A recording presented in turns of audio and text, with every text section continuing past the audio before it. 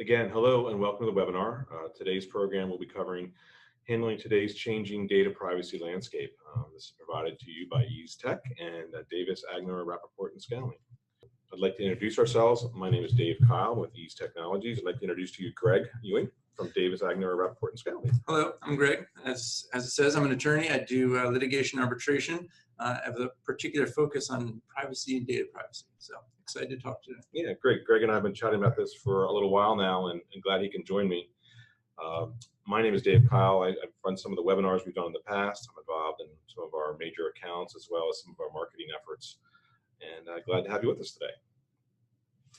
So a few pieces of information about Ease Technologies. We were founded in 1993. We're located here in Columbia, Maryland. We provide managed IT services and a really exciting cloud workspace solution. If there is such a thing as an exciting cloud workspace solution, we have it. There's some information about getting a hold of us, but also Greg and I will sharing our email addresses at the end if you want to talk to us a little further about either the topic we're discussing today or about our companies or services we provide. So let's take a look at our, I'll give you a chance as well. And Davis Agner, we are also located here in Columbia. We use the exciting Ease Tech cloud experience to provide our full services law firm. We do the full gamut of legal services. You can see our contact information there. Great, thanks, Greg. So our agenda, as you may have seen when you signed up for the program, we'll be talking about some of the changing landscape of data privacy, some of the more current, common applicable regulations we're all running into. Probably a big one that we wanted to talk about, but we thought it'd be better to talk about in the umbrella of all these different policies, is the GDPR, which is a newer European regulation that's come out. And that I'm sure you're getting a lot of questions. We get lots of questions, especially when it first came into effect. Everyone sort of wanted to know why every website had a new warning. So we had dealt with that quite a bit. It's kind of funny, the regulation, we'll get into it a little bit, but it came out 2 years ago and then sort of hit in May, I believe it was, and all of a sudden scrambled around to kind of react to it, even though it was notified on it a couple of years ago. It's been a large ship coming for a long time. Absolutely. So we're going to cover how does this affect your business, whether you are US based or you deal with some aspects of European privacy data that may be part of what you have to consider, but also the bigger umbrella of US regulations and data privacy too. And really a good conversation about what you need to think about today. Because I think everyone, there's probably some opportunity to improve what you're doing.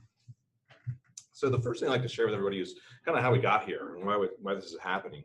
So over the last, I'd say 3 or 4 years, we've had quite a number of data breaches that have happened. And some of these names you might recognize on here.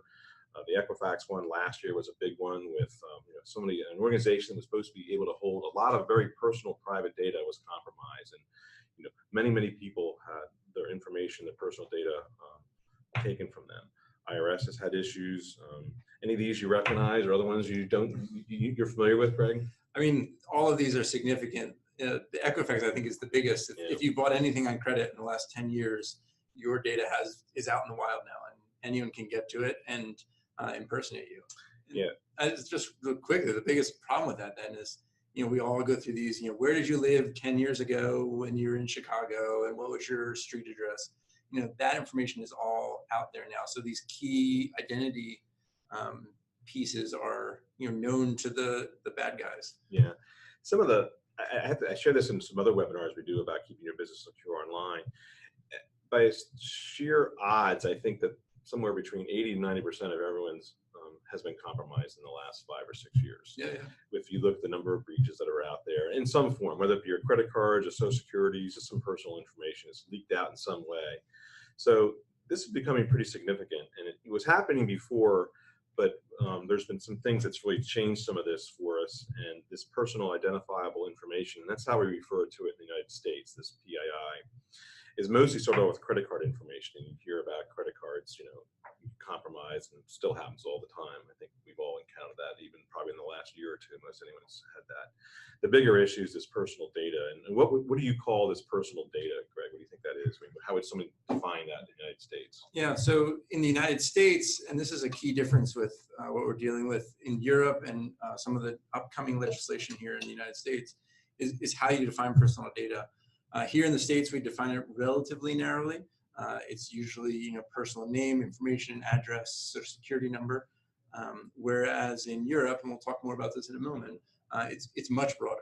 It can include, your cultural heritage or information. I think we were talking about IP addresses earlier. So it's much broader there. Yeah, it's a significant issue for all of us as we look at, how do we control this information? I think some aspects of this too that having been doing these kind of webinars for about 5 or 6 years now, is that, from an electronic standpoint, we see the threats coming in mostly from what I would call email phishing attacks. And 90% of all online compromises are originated from email. There's other methods that happen, things like that, but for most people, that's where it starts. And somebody gets an email, and you can listen to any news situation. If you look at whether it be political or whether it be in a business, you'll hear about it originating from that kind of activity. What other things that happen, though, from non-online situations too, though, is personal information stolen by somebody that you know. And a lot of people don't or overlook that or don't recognize it, but whether it be someone that works for you, someone that's a family member or a friend, a lot of this, and this is not major breaches, of course, but it can be something as simple as your credit card information or your tax information, somebody working in your house or in your business. There's the security methods and steps you must take need to go beyond what you do technically need to be thought of at home as well, when it comes down to. Another part of this too is insider data breaches is another big one. Not often talked about. No companies can disclose that they've had insider data breaches. And matter of fact, I don't think I've ever even heard about it on the news. You're going to hear about the other big ones. Right. You hear about the technical failures with Equifax or Panera, but not the person who just walks away with a hard drive from them. Exactly. So I have a lot of companies we work with who are data forensic experts, and vast majority of their efforts and work is all on insider trading breaches. Yeah. Very rarely are they involved with something along the lines that you hear about an Equifax compromise and things like that. Because really what they're dealing with is somebody left, we know something's missing, we don't know what, can you help us figure out what's going on? So they're going to start looking at certainly executives or people who have access to this data, which does fit into our conversation today, because you cannot let that data just walk out the door and not be responsible for it anymore, is what it comes down to. So I was going to say, it really, and it matters both on a personal level for us as individuals, but also from a corporate perspective of how do we protect the businesses we're working for and with? How do we make sure that they are really in line with legislation and that we're able to do the things we want to do and not have to worry about losing our data? I think the big thing, why does it matter, is that it's evolving right now, and it's going to continue to evolve significantly. And we're going to share some of those things where that evolution's been going the last several years. But I think you're going to hear more and more about it, and we'll be more and more responsible for managing all that information, whether it be people who are employees, or customers, or even people we're indirectly involved with as well. So what's changed? We talked about some of this. The data breaches are obviously much more widely known, especially the last 5 or 6 years. They're much bigger. I mean, some of the healthcare breaches were in excess of 80 to 90 people were affected in one of the breaches alone, which is just amazing.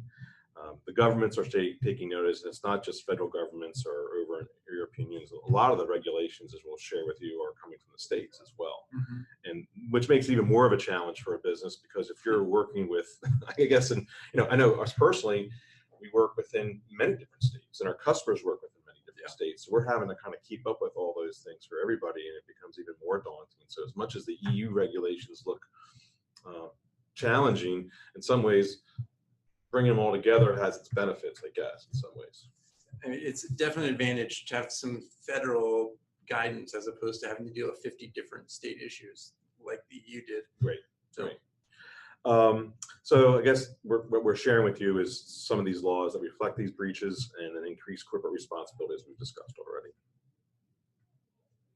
So Greg, do you want to share with some of these? These are the ones that I think that people might either recognize or folks might understand as being something they're either dealing with today in some way. Yeah, so just to start from what we deal with here locally, and every state has an equivalent, is this question of how does each state protect its residents' laws? They're generally pretty limited in the sense of they're a pretty narrow definition of what personal data is. Maryland's is no different. So that's sort of a starting point, is recognize that whatever state you're in, they've got a specific rule. And then you've got these broader applicable laws. So just to look briefly at, We've got the Graham-Leach-Bliley Act, which really covered the financial services, banks, insurance, anyone really dealing with financial information. And then everyone has heard of HIPAA. Right. Healthcare providers related health information. We run into it in litigation of, when someone's asking for health related information, we've got special ways we have to handle that. And then, you've probably heard in the news, the GDPR. It's, the European way the Europeans are protecting their citizens' data. And I guess the key really here is to think about how does this apply to you? And something like the Maryland PIPA or GDPR, it really comes down to whose data you have. Mm-hmm. If you're holding Maryland residents' data, then Maryland PIPA Act will apply to you.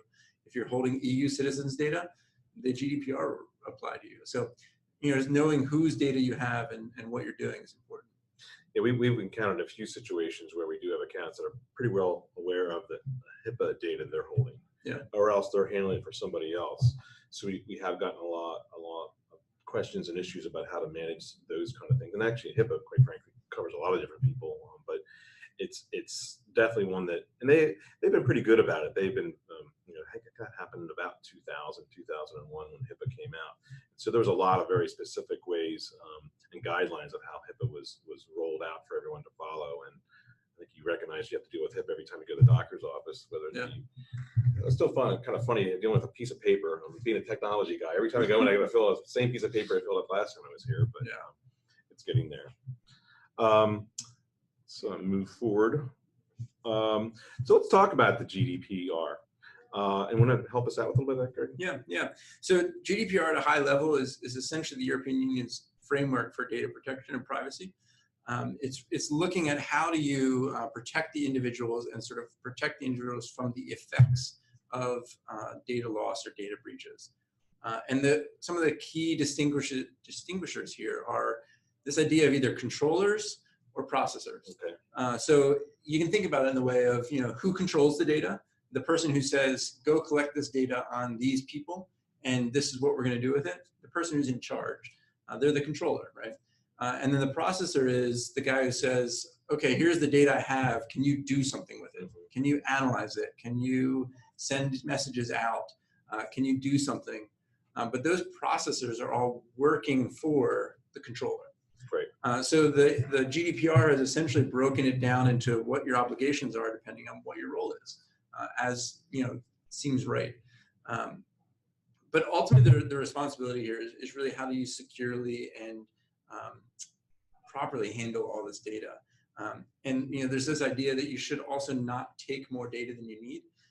So we've come through, and we're sort of, I hope, at the end of surveillance capitalism.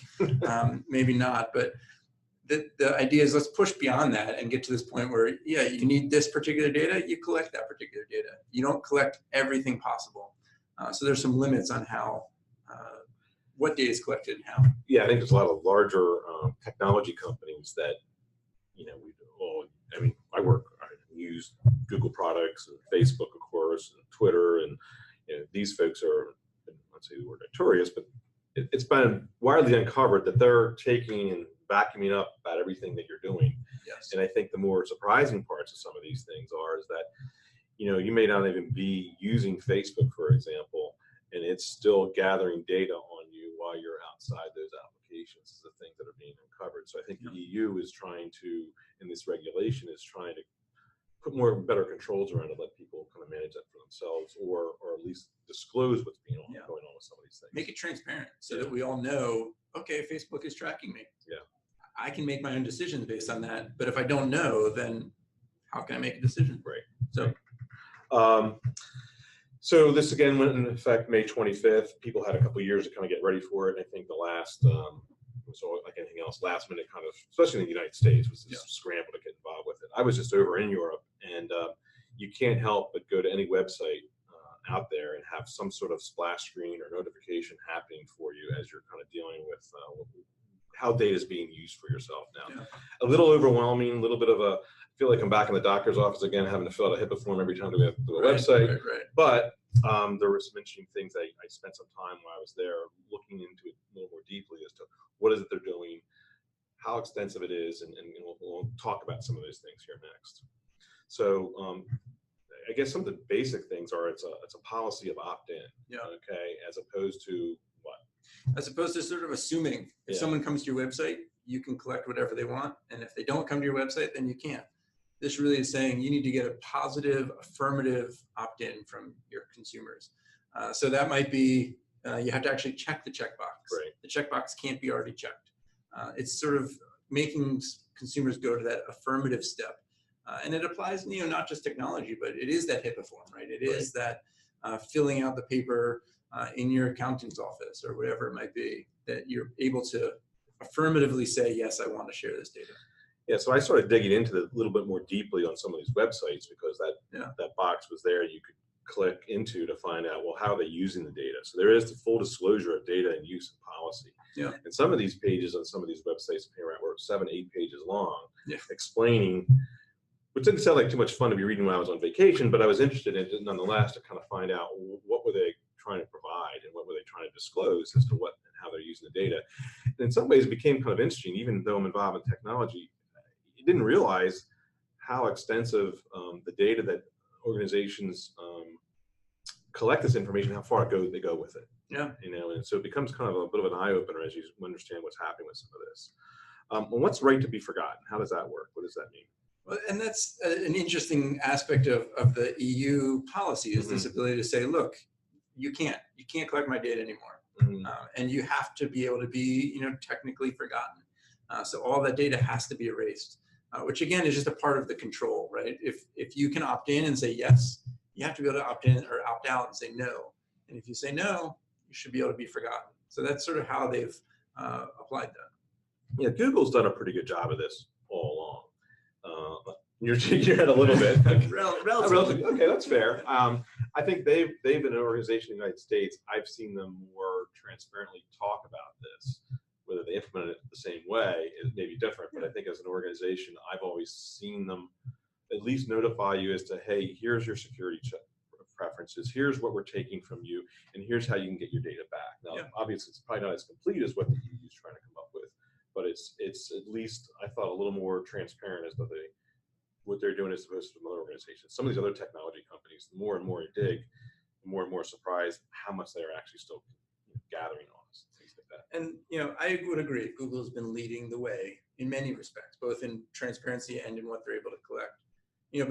But I think the crazy part of this is the ability to take this electronic data, this sort of virtual data, and then translate it into the in real life data. So being able to track, this person went to this website, they searched for this, they clicked on this, a phone call went to the call center, and then they issued their credit card or sort of spent money on their credit card, and you can track the sort of start to finish, and then be able to really target your advertising.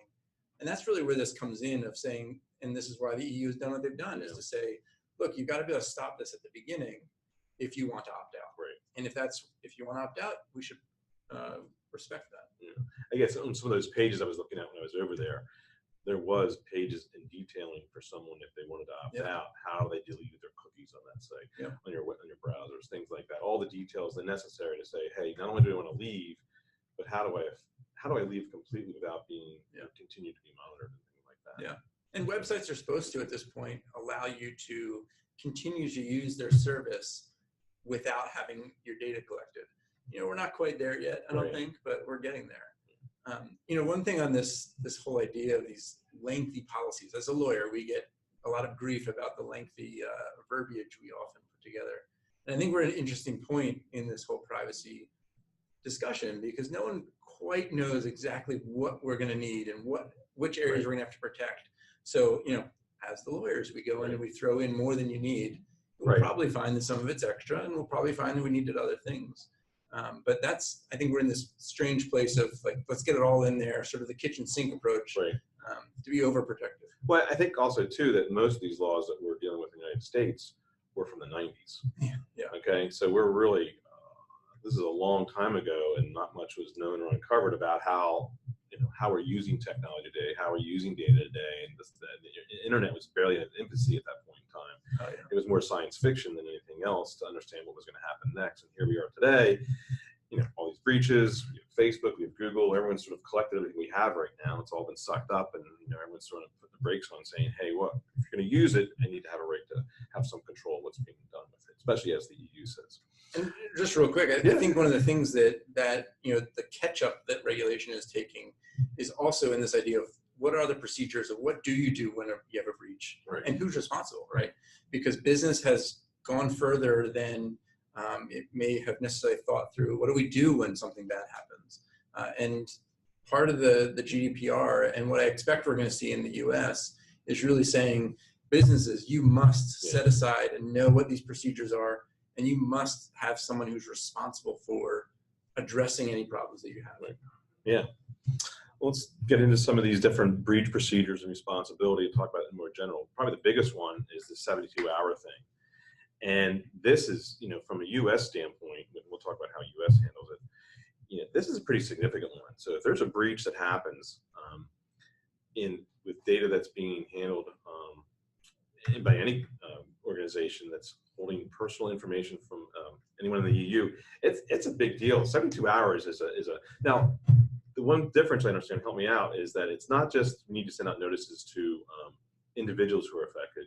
It's as much as anything else, it's the regulators that need to be notified right away. Is that correct? Yes, and there are definite obligations for notifying the consumers, the sort of personally affected individuals, but it's really a bad matter of letting the regulators know. And this is a key part of the forensics aspect of this too. Of you need to be able to address these problems quickly if you're going to be able to stop them at all. We saw with Equifax, I think it was a month. Yeah. It was enough time for them to sell their stock, right? For the executives to go and sell their stock. This is addressing not the stock issue, but really this idea of how do we quickly address these problems, because that's your best opportunity to fix them. And then, of course, one of the other aspects of this, the high risk notice is to the individuals, the other notification. So there's two different paths that a notification has to happen in the EU. It's high risk, which is individuals, and the other part is regulators, which is very, very important and very quick to need to be responded to. Hefty fines, big part of the EU GDPR aspect. What is that? So they are coming down with a significant hammer. It's up to 4% of your gross worldwide revenue for a data breach, which it's revenue, it's not profit. That's a huge number. We saw Equifax for their data breach. I think they were fined £500,000, which was under the old law. Right. Under the new law, it would be significantly higher. Right. So it's really trying to really put some force behind everything that they're requiring. Yeah. So that's definitely a big hammer on some of this.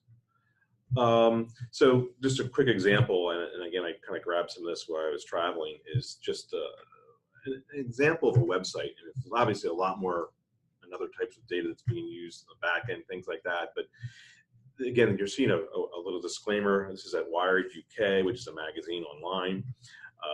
They have a policy opt-in. They have a policy here that describes how the cookies are being used, which are technical pieces of information that track inside your browser what you're doing. And most all websites have these cookies there now. Then finally, there's these longer disclosures of data. Who's using it? I mean, again, I was looking at some of these pages and I was shocked to see the number of other third-party companies that have access to this data. Yeah. And I mean, it was, in one website at Wired UK, I think there was probably anywhere between 10 to 20 different companies, it's a big broad range, 10 to 20 different companies that were then utilizing that data, either for advertising purposes or collection purposes. And so it becomes kind of interesting. You go to one site, you've got a lot going on there. Of course, Facebook was on that site as well. But ultimately, as we described earlier, there's a right to be forgotten, where in that set of documents on policy to describe how you can get yourself out of having all that tracking going on. Yeah, and I think the key point here is this isn't just applicable to websites. Right. I mean, everyone has a website. You have to have a privacy policy. It's probably a good idea to have one that's compliant with GDPR. But this also applies to any other data that you're collecting, of having and knowing what these policies should be, and knowing who is going to be accessing and using that data, so that, if you're collecting Joe Schmo's information, Joe Schmo needs to know that, all these other third parties may have access to that as processors. So let's talk about how U.S. organizations must take action or can be affected by some of this. So in general, are U.S. businesses affected? Well, it depends, as do most things. But if you have or actually or intend to capture the information of European citizens, you are and need to take account of GDPR. If you don't, if you're a local business that has no intent, no possibility, everything's a possibility, but Right. no real possibility of getting European citizens' data, it's less of a concern. You may want to think about it because these are generally good practices anyway. Yeah, I think an example I came across or thought of, one of the two, was if you were a U.S. bakery and you were selling, you were selling pies and you sold rolling pins, and people walked in and they bought those things from you. And then you had a website and someone actually came in accidentally to your website and saw it's okay, it's not a big deal. But when you start selling those rolling pins internationally, and you start capturing that information from those organizations, individuals outside your U.S., your intent's different, and you're having financial transactions, and now you're underneath the guidelines. It's relatively straightforward in the sense of if you're going after, or if you are collecting European citizens' data, you really you are under the guidelines. Okay. You should consider yourself under the guidelines, even if maybe there's some technicality why you're not. So the big question is, well, they're going to get me. Yes. Think about it as yes. Yeah, I think I agree in a sense that as much as that they're looking for how they approach this is maybe not coming over to the U.S. looking at us right away, but I think overall the direction that we're seeing with not just only this particular set of regulations, but all regulations, we all need to start thinking about how we better handle this data, and this is actually a good way for us to understand what's happening. Yeah, and I've dealt with a few clients who are sort of wrestling with this issue, and sort of, are we trying to, or do we actually capture European, citizens' data? And at the end of the day, yes or no. I think the beauty of these regulations is it sort of forces us to think about what are the good practices and what do we want to do. What technology providers do we want to talk to? Who do we want to address before it is a problem? Right. As a law firm, we are a prime target for phishing attacks, for everything else, because we have a lot of personal data, right? And so what do we as a firm need to do to make sure we're protecting it? Because we don't want to think about that after the breach happens. We want to think about it before. And one of the organizations I thought of too was the NGOs, or non-governmental organizations. Nonprofits, membership-based organizations are, I think, highly affected by this. Yeah. And again, they're not providing necessarily commercial, or they're selling, rolling pins internationally, but they have people and information data they're holding on to for a variety of reasons, again, in many different areas of the world. So they're clearly involved with this in some way and need to be taking considerations about the data they're holding and things like that. Totally agree.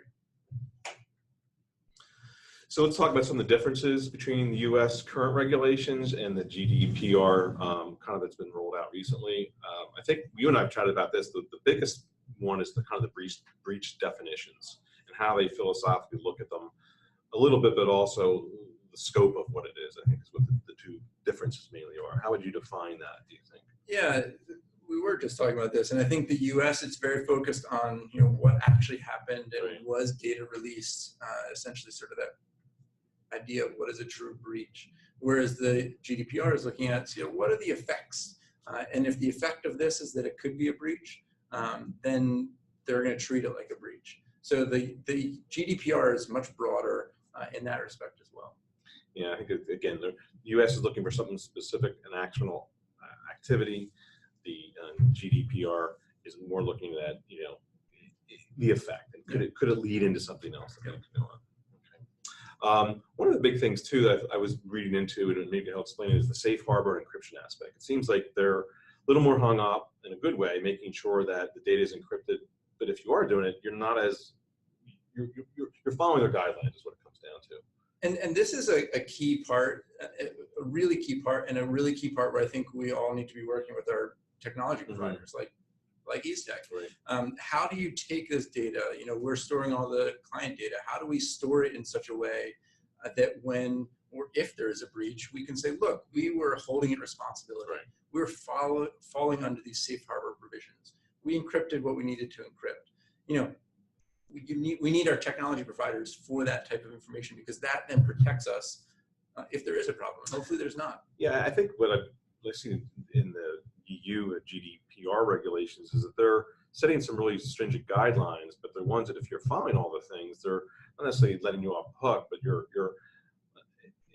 there's certainly a little bit more of an understanding that you've made some best efforts to kind of do the right thing from the get-go. Absolutely. Yeah, and which is a big difference than, oh my gosh, look what just happened, I just got compromised. Yeah, but you haven't done anything, so Right. no surprise. There's a big difference between what you attempted to do and doing nothing at all. Yep. Again, we talked about timely notifications. I think the GDPR one is we talked about 72 hours, where in the US, what is that one now? What's the notification requirement? That's a good question. Yeah. It a little bit depends on your state, and a little bit depends on sort of which rules you're willing to bend. I did see that, for example, I was sharing with Greg that Uber got sued in March by Uber. Pennsylvania sued Uber, because Uber took too long to make a notification happen. Yeah. So Pennsylvania, the state, felt that the breach that Uber had was outside that norm that they expected. Again, I'm not sure what that specific time was. They felt they had a case and is now taking it to Uber to the courts to find out was Uber liable in that situation by taking so long to make the notification. Yeah. Credit monitoring, it's an interesting one. So there's a big difference here in the United States. If you have a breach, it's not required, but it's almost expected that you would get free credit monitoring. I was making a joke that you could, at this point in time, with the amount of breaches that are going on, we also should have free credit monitoring for the rest of our lives, the way it's going. In the EU, that's not the case, though. I mean, they have a slightly different approach to that, but it's true in practice. In our country, in the U.S., we get free credit monitoring all the time. In the EU, it's just generally not as prevalent. It's not required either. No. It's not required in the U.S. either, but no. You often will see as part of it. A big one that is post-mortem documentation. I think the GDPR is really expecting organizations to be very diligent about documenting if there was a breach, what was done, how they saw it, communicating all aspects of it all.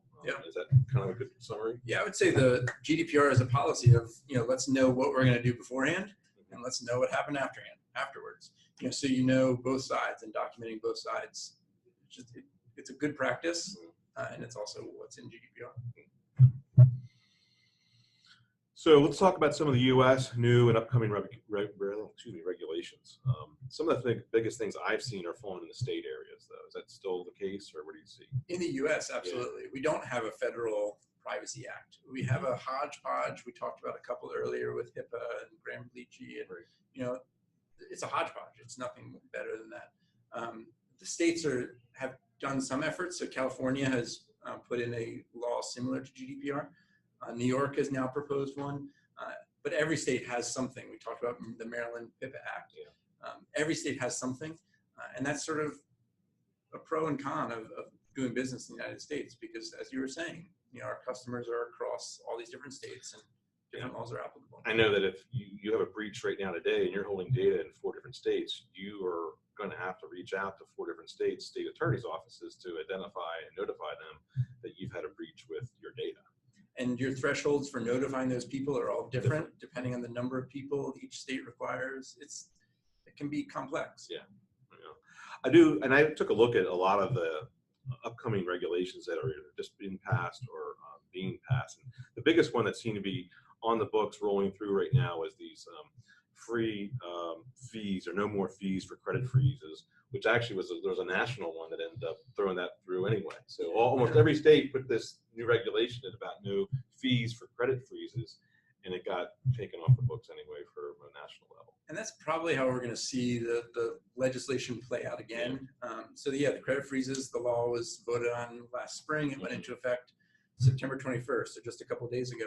We're probably going to see the same thing moving forward with the states. So California, New York, I bet other states will follow. And then, depending what happens either this November or in 2 years, we'll see something more from the federal government.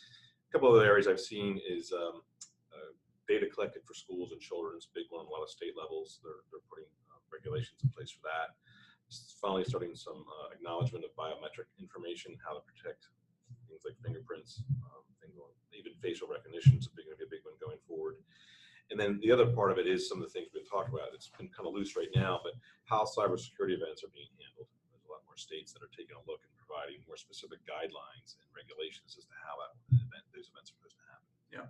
So there's a lot happening. The big challenge, as Greg is describing, is that it's happening differently in each state, and you may, depending on where you're doing business, you may need to respond accordingly. So let's just talk a little bit loosely about how each department's affected. We talked a little bit about marketing, and marketing is a big one because, you know, obviously there's vast amounts of data being collected, especially in the case we're doing it. You often got invited to this event by an email marketing e-blast that you got. So Ease Technology has your email information. So, you know, marketing departments and where that data is kept becomes really, really important to understanding. And some of our recommendations are just that.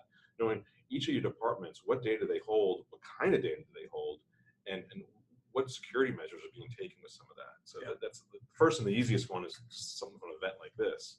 Sales is a very similar kind of activity. You know, so you start getting into knowing who's holding what data and information. Sales has a very different role. It may actually play right into the accounting department because the two may slide together a little bit. So you got to understand what systems, what activities, what accounting, what sales, how is this data being moved back and forth to each other, and who's holding. And the big things that we're going to start seeing and talk about is these retention kind of policies. You know, do we have a need, or should we be holding on to somebody we've marketed to or we've sold to and they're no longer a customer, for example? Those kind of things are really questions that are going to start coming up, I believe. And making sure that this stuff is not just stored in someone's Excel spreadsheet, right? This is not just in an email that you have. You know, that we are using encryption. We are using, you know, security on the applications that we have. That's probably one of the bigger ones, because I don't know how many times, and you may not hear about these, I pay attention to them. Someone's laptop's gotten stolen, and, you know, it's holding, you know, thousands and hundreds of thousands of records of personal identifiable information. It happens all the time. Yeah, and if that laptop hard drive's not encrypted, yeah, it's all gone. So human resources is another one. There's been a lot of compromises, especially during tax season about this one, where someone will make a phone call. It's like a phishing kind of thing, but with a phone call. Yeah. And, you know, we've heard about this compromise, and they make a phone call saying, "Hey, look, this is the president of the company. Want to get the W-2 records for the whole company with Social Security numbers, things like that." And it's a whole scam. Yeah. And then these emails go out very quickly and easily with just a quick phone call, believe it or not. So on all aspects, any legal area you want to bring up about, you know, what's being talked about or needed in a department? I mean, on the legal side, we're, you know, as a firm, we have a whole bunch of information. I mentioned that, but a legal department within other businesses is going to have, you know, contract information, which may have specific personal information, or you may have, as the legal department may be thinking about, how do I talk to all these other groups to make sure that we're in compliance with the rules? So, you know, it definitely affects those folks working in the legal world. Mm-hmm. Of course, on the IT side, I have a couple slides specifically covering, you know, what steps need to be taken, what you can do today, what you need to be doing. A lot is shouldered on IT. I think if you talk to your IT department or someone in the department, they'll say, "Sure, I've been saying this for a while now," and they want to probably get involved and help you out, trying to identify what steps you can do to shore up or enhance your security, and we'll talk about some of those as a matter of fact. So key areas of review under U.S. regulations. So I put this slide together because I was talking to Greg about this. It kind of falls back into there's so many different regulations by so many different states, and how do you kind of look at it all as to one? If I was looking at each one of these in its own little silo, it's a little bit daunting. If I kind of brought them all a little bit together, what is it I should be thinking about as we start to arrive at some better solutions for my organization? Yeah. So the first one is just risk analysis.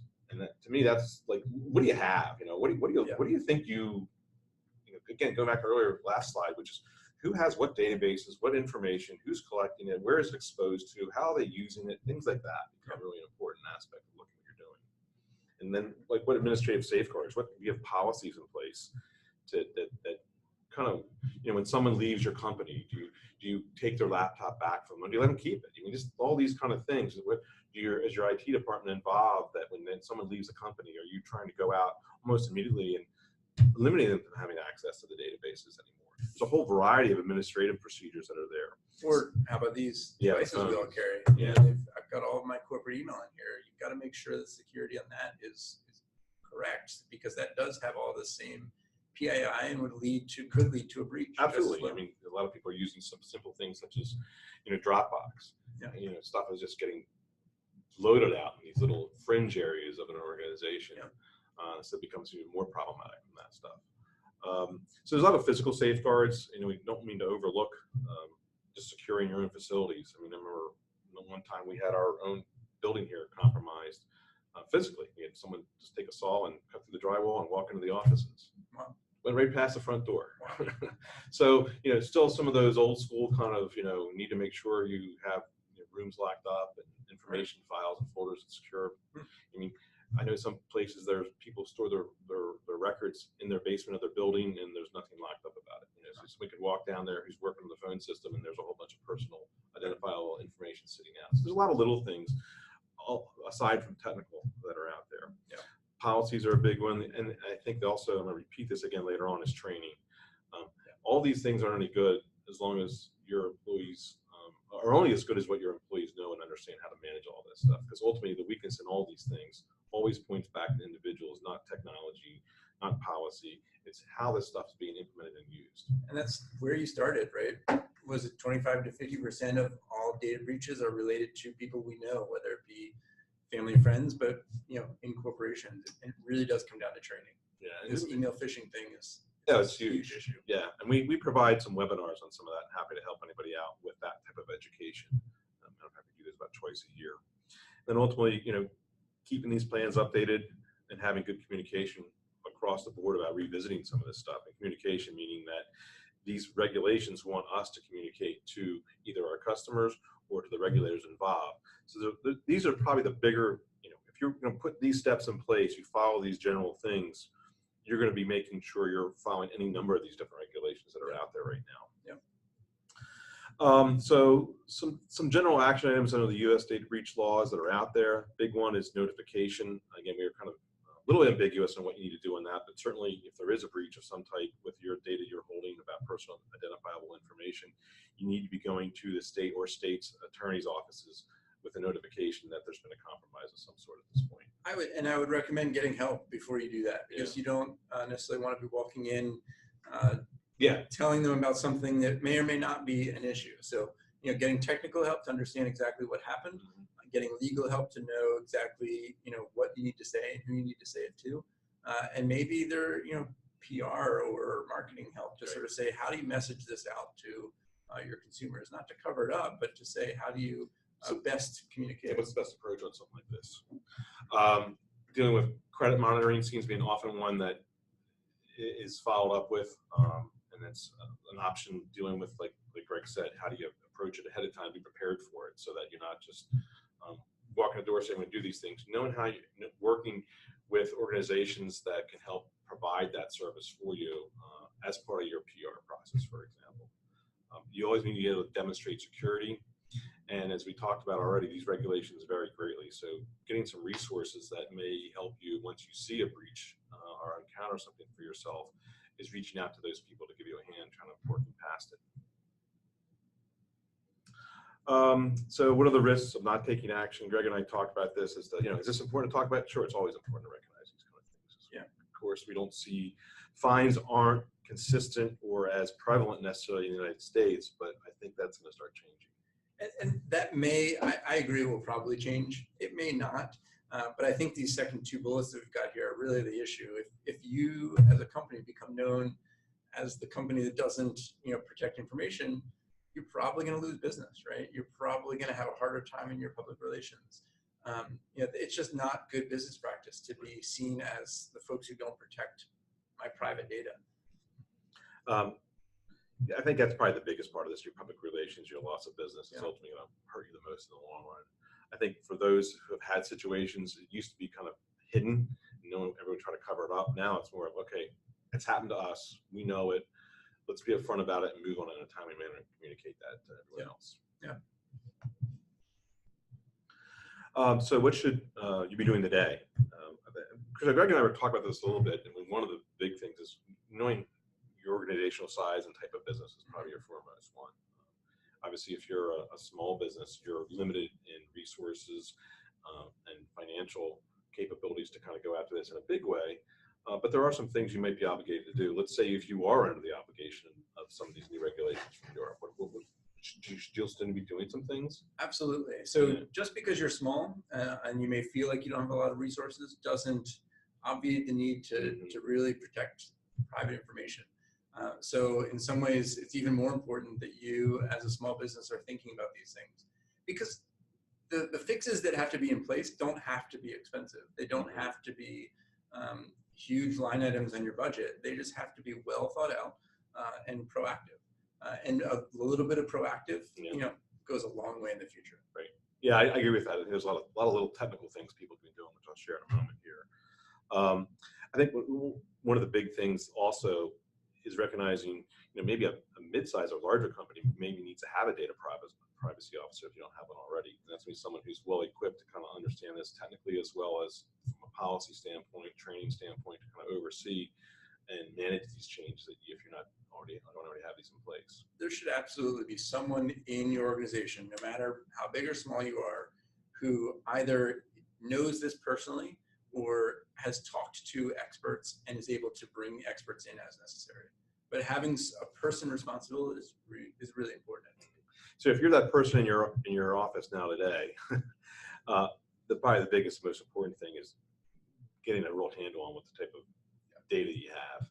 And you'd be surprised every time we deal with an account and we talk about working with them and transferring them to maybe our cloud system or some other things. We'll ask them about all the things that are going on out there, and undoubtedly we'll make a transition with them.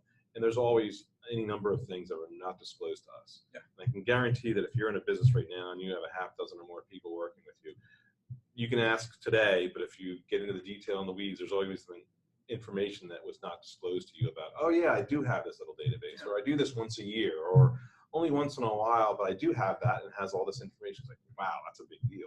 Yeah. And those are the kind of things that you need to get a handle on to kind of understand about making some decisions going forward, how you address these kind of things. I've got this spreadsheet of all of our contacts, all their personal information. I store it on Dropbox, and I have access to that on my phone, and my phone doesn't have any security. Right. Yeah, that's a easy, quick vector in for someone to. Absolutely. And it's also, it's old data. That's the stuff that's been seen out there. Oh yeah, this is something we've had from accounts from 15, 20 years ago. We're holding on to it still. It's like, okay, well, that's a good thing to talk about. Let's look at all these things that we're dealing with. I think that ultimately what we're talking about is, though, you need to be looking at it and being prepared to make some changes, because there's some opportunity here for you. So technically, one of the biggest things we try to share and work with people, especially small and medium-sized businesses, is considering cloud solutions. Most organizations are using cloud solutions today already in some aspect of their business. But originally the conversation was about servers, all these technology items that are in your office are becoming a little more daunting, a little more difficult to deal with. And if you're using a cloud solution, a lot of that complexity is removed for you, okay? And even more so within a security situation we're talking about here, we're relying on experts to do that for you, whether it be from physical security or from technical security.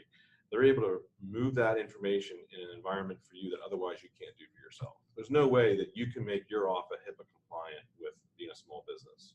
And the only way to accomplish that is moving your office, your technical cloud solution, into a HIPAA compliant cloud solution. And that becomes an easy way for organizations, especially medium size, to alleviate themselves of that burden and that responsibility, and put it on the shoulders of someone who's more capable and more experienced of accomplishing that for them. Absolutely.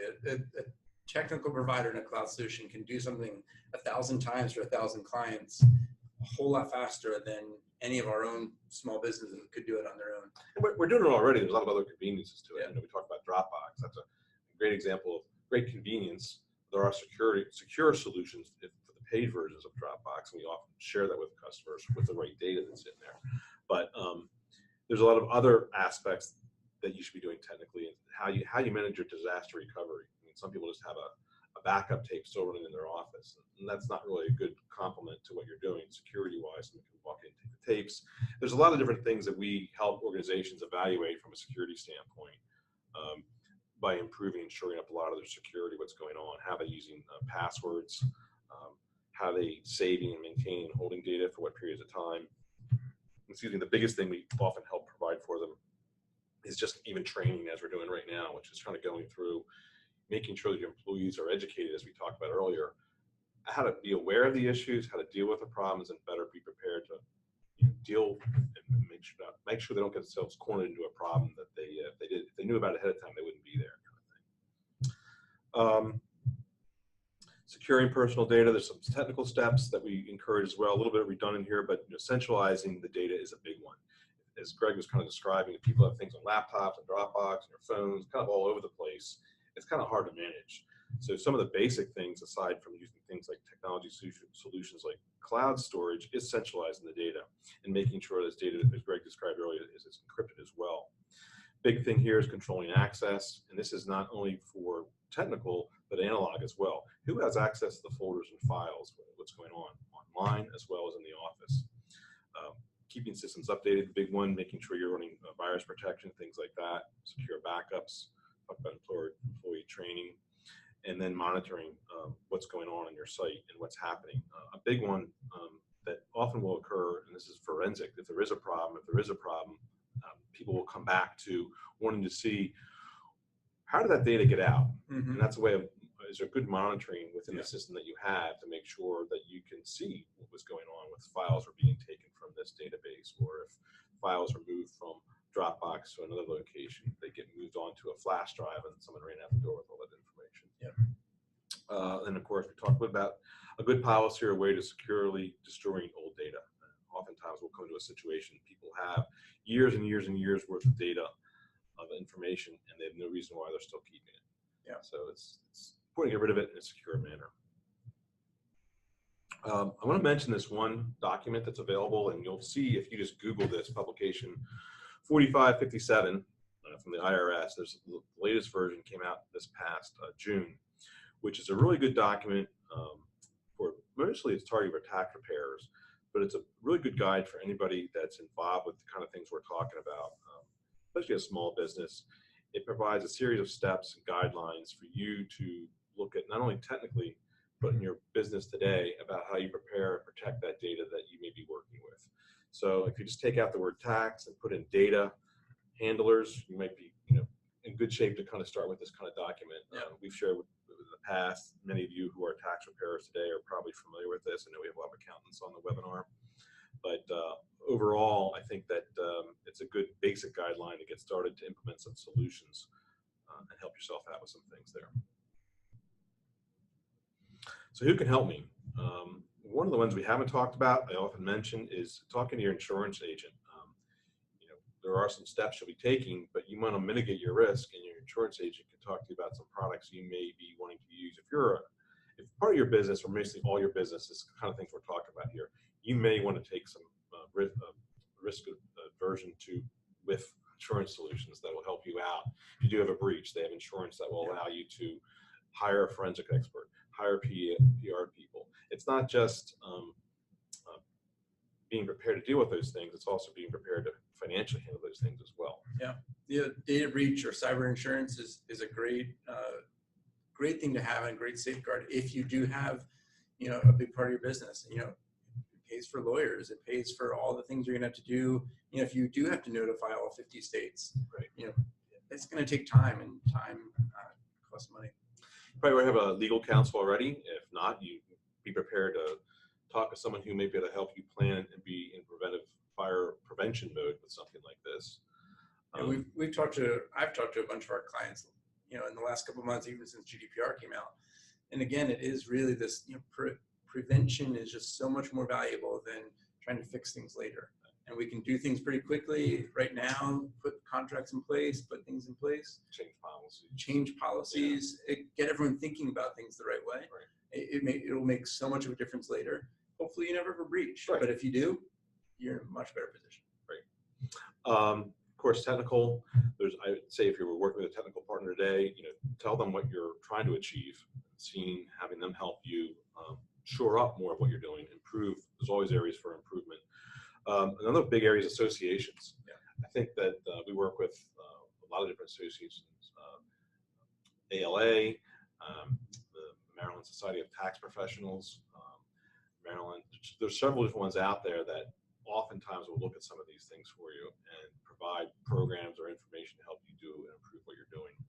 And then any other current vendors you're working with from a software hardware standpoint, helping you making sure that the technology you're working with is heading in the right direction where you need to be, making sure that you're more successful in shoring up some of these policies you want to pertain to, or the data protection you're working with. just a last little bit of information about the Ease Cloud Workspace.